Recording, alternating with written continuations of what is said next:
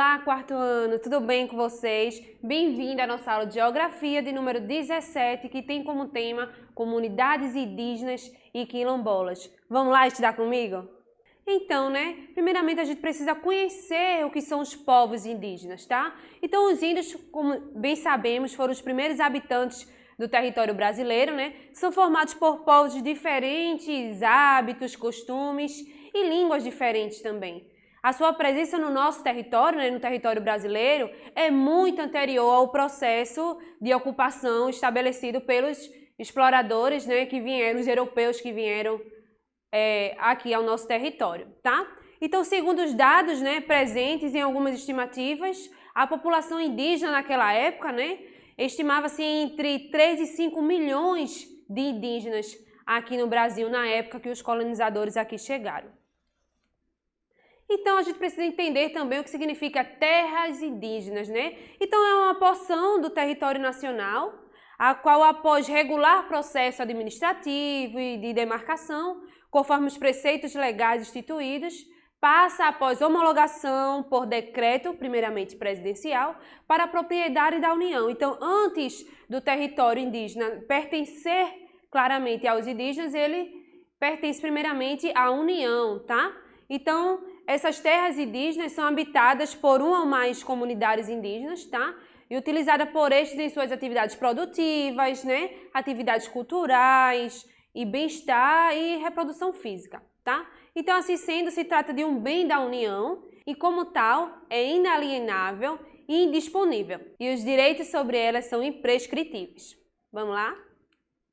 Então, quantas são as terras indígenas que aqui se localizam, tá? Então, atualmente, existem 488 terras indígenas regularizadas, que representam 12,2% do território nacional, tá? Elas estão localizadas em todos os biomas, com concentração na região norte do país, ou seja, lá na nossa Amazônia Legal, tá? Então, tal concentração é resultado do processo de reconhecimento dessas terras indígenas. Como vocês podem perceber, tá? Eu tenho um gráfico aqui de distribuição das terras indígenas regularizadas por região administrativa, tá?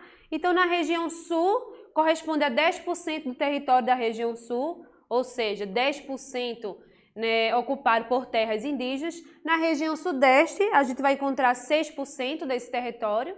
Na região norte, vocês podem perceber que é a maior área aí, correspondendo a 54%. Na região nordeste, temos 11% e na centro-oeste nós temos 10% do território ocupados por terras indígenas.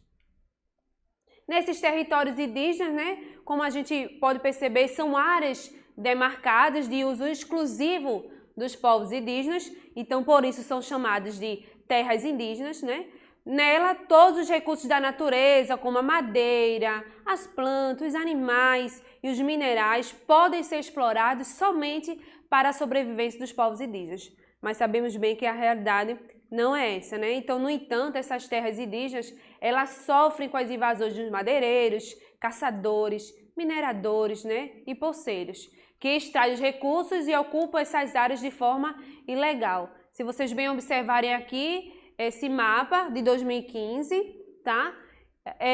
Mostra a região do Brasil onde as terras indígenas estão ocupando a região do nosso território, tá? E a gente pode perceber a maior concentração na região norte, mas lá na frente a gente pode perceber que até aqui no nosso estado de Pernambuco a gente vai encontrar também comunidades indígenas.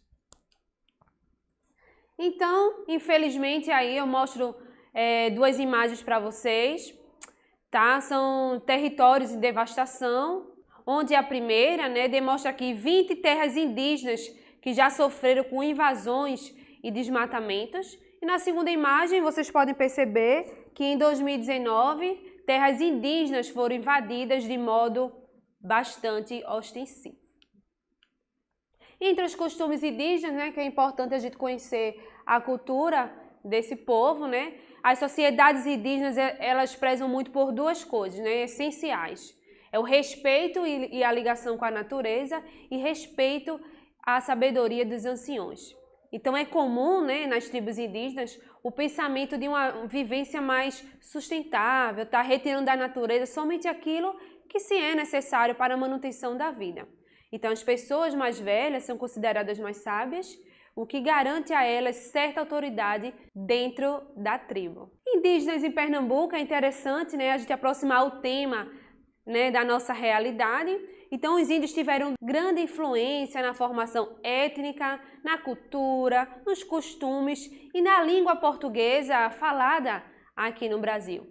Então, em Pernambuco, né, palavras como gravatá, caruaru, garanhuns e bairros do Recife, como Parnamirim e Capunga, estão associados a antigos locais das moradias indígenas, né? Além do mais, os indígenas merecem muito respeito por contribuir na cultura do nosso país. Muita influência, né, da nossa cultura que a gente menos espera vem aí dos índios, tá bom? Continuando, né, eu mostro a vocês aqui onde os indígenas estão presentes em Pernambuco. Vale ressaltar que Pernambuco é o 4º estado do Brasil em número de indígenas, né? É importante ressaltar, uma vez que o nosso estado está no litoral pernambucano e os colonizadores, quando aqui chegaram, se depararam com esses povos, tá? Então, existe legalmente em Pernambuco 7 grupos indígenas e aí eu vos mostro para vocês. Me perdoe se por acaso eu fazer algum tipo de pronúncia errada, tá? Então, os funiões em Águas Belas, né, no interior de Pernambuco. Temos também os pancararu, tá? Nos municípios de Petrolina e Tacaratu. Os chucuru em Pesqueira, tá? Bastante conhecido, né? Os cambiuá, tá? Em Bimirim, Inajá e também no município de Floresta. Os aticum em Carnaubeira da Penha e os trucá em Cabrobó. Então, se a gente observar direitinho, né, aqui a imagem, a gente pode perceber que os indígenas, eles se concentram na área da região agreste, adentrando no sertão de Pernambuco, tá? Então, é importante a gente conhecer um pouco da cultura quilombola, tá? Percebo por muitas vezes que os alunos, né, confundem a expressão quilombola e indígenas, mas na realidade eles apresentam o mesmo tipo de cultura, os mesmos tipos também, tipos semelhantes de costumes, mas têm formações diferentes, tá? Então os quilombolas são os descendentes e remanescentes da comunidade formada por escravos fugitivos. Eu comentei com vocês, né, que muitos escravos, né, que vieram da África, eles eram comercializados no litoral do nosso Brasil, tá? Então eram os quilombos. Tá? Entre os séculos XVI e o ano de 1888, quando houve a abolição da escravatura aqui no Brasil. Atualmente, as comunidades quilombolas estão presentes em todo o território brasileiro, tá? E nelas se encontra uma rica cultura baseada na ancestralidade negra, indígena e também branca. Nas comunidades quilombolas, né, a área onde vivem essas comunidades quilombolas constitui as terras quilombolas. E essas áreas elas podem ter sido doadas, compradas ou recebidas por herança como forma de pagamento. E estão localizadas tanto em áreas rurais como também em áreas urbanas, tá? Então, apesar da posse das terras que ocupam ser garantidas pela Constituição Federal, as comunidades quilombolas, elas lutam para ser reconhecidas e ter a posse de suas terras. E ainda hoje, claro, existe comunidades quilombolas, a gente vai ver lá na frente que aqui em Pernambuco também há concentração de comunidades quilombolas, né? Eles resistem à urbanização e eles tentam manter um modo de vida simples, semelhante aos índios, como eu falei anteriormente, né? Então eles querem sempre estar em contato com a natureza, mas infelizmente eles vivem em condições precárias devido à falta de recursos naturais e à difícil integração da vida urbana e não tribal. Então, quantas são as terras quilombolas e onde elas se localizam? Eu convido a vocês a estudar um pouco aqui as terras quilombolas, que são tituladas em processo do INCRA, né? Observem aqui o mapa do Brasil, onde estão concentradas, né? Terras quilombolas em processo, a gente vai ver essas bolinhas amarelas, percebam onde elas estão concentradas em cada estado, são 1.525 em processo, e já tituladas a gente vai encontrar apenas 167, como vocês podem perceber aqui em Pernambuco, a gente vai encontrar essas terras quilombolas tituladas e também terras em processo, tá? Pode perceber que existe uma maior concentração também na região Nordeste. Então, esses povos quilombolas, eles se agrupam em região específica ou eles vieram de lugar específico. Como eu falei, a formação dele é diferente da formação indígena, tá? Então, a origem comum é os remanescentes dos quilombos, como eu falei, né? De ancestralidade africana, negros escravizados que fugiram da crueldade da escravidão e refugiaram-se nas matas, tá? Com o passar do tempo, vários desses fugitivos foram se aglomerando em determinados locais e foram formando suas tribos, conhecidas como comunidades quilombolas. Os estados brasileiros, onde se encontra o maior número de quilombos, né? Com exceção do Acre, Roraima e Distrito Federal, todos os estados brasileiros possuem quilombos. Mais adiante, brancos, índios e mestiços também passaram a habitar os quilombos, né? Ou seja, passaram também a fazer parte dessas comunidades, somando, porém, em uma menor quantidade, tá? O menor número da população. Já no Nordeste, a gente vai perceber, né, que representa a maioria da concentração quilombola, eu mostrei aqui a vocês, tá?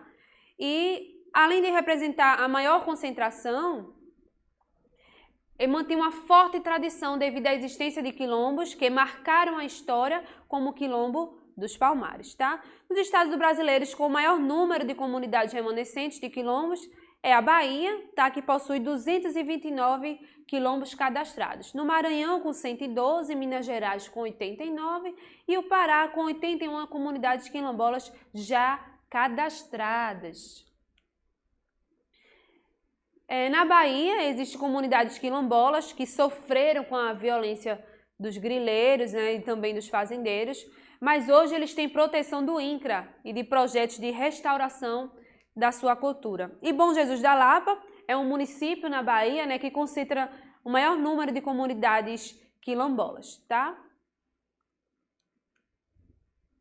Entre as suas tradições das comunidades quilombolas, é difícil apontar apenas uma tradição, tá? Visto que os quilombos formaram-se e organizaram-se das mais diversas maneiras. Em primeiro lugar, não foram apenas os descendentes de africanos que formaram esse povoado, tá? Além de negros, que são predominantes, né, na sua composição, a gente vai encontrar também descendentes indígenas e europeus. É como eu estou falando, eles se formaram um grande grupo e assim foi constituída uma comunidade quilombola, tá? Quilombolas em Pernambuco, no Brasil, hoje são 2.431 comunidades quilombolas. Em Pernambuco tem 130 atualmente e outras 10 estão em processo de conhecimento do Estado. Eu peço desculpas aqui se não tiver uma boa visualização da imagem, mas eu reforço para vocês aqui, né, se conseguirem bem visualizar, corresponde ao mapa de Pernambuco, onde as comunidades indígenas e quilombolas elas se concentram desde a região agreste, adentrando no sertão. E esses povos indígenas e as comunidades quilombolas, né? Eles têm direito de viver nas terras que tradicionalmente eles ocupam. A Constituição Federal de 1988 garantiu a esses grupos sociais a posse das terras e que eles habitam, com o objetivo de valorizar e manter sua cultura e preservar os seus modos de vida, como eles bem gostam, né? Um modo de vida simples e próximo à natureza.